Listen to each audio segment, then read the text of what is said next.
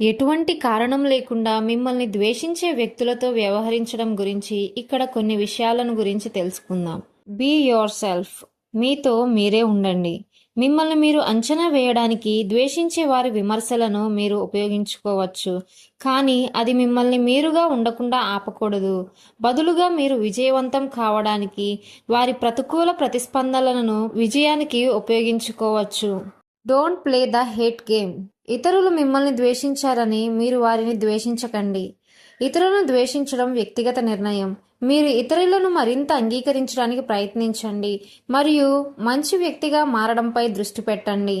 See the best in people. ప్రజలలో ఉత్తమమైన వాటిని చూడండి. ఒకరిని ద్వేషించే బదులు మీరు వారిని ముందుకు సాగడానికి ప్రేరణగా చూడడానికి ప్రయత్నించవచ్చు. Take care of your self. మిమ్మల్ని మీరు జాగ్రత్తగా చూసుకోండి. మీరు ఒక స్నేహితుడు లేదా థెరపిస్టుతో మాట్లాడవచ్చు లేదా మైండ్ఫుల్నెస్ వ్యాయామాలను ప్రయత్నించవచ్చు. మిమ్మల్ని ద్వేషించే వ్యక్తులతో వ్యవహరించడానికి కొన్ని చిట్కాలను కూడా చూద్దాం.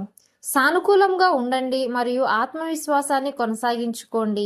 ఎవరైనా పోరాటాన్ని ఎంచుకోవడానికి ప్రయత్నిస్తే మీరు సానుభూతి, సహనం మరియు హేతుబద్ధతతో పరిస్థితిని తగ్గించడానికి ప్రయత్నించవచ్చు.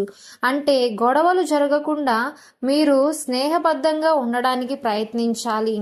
మిమ్మల్ని ఇష్టపడి మిమ్మల్ని ప్రేరణగా ఎంకరేజ్మెంట్ ఇచ్చే క్రొత్త వ్యక్తులను కలుసుకోవడానికి ప్రయత్నం చేయండి.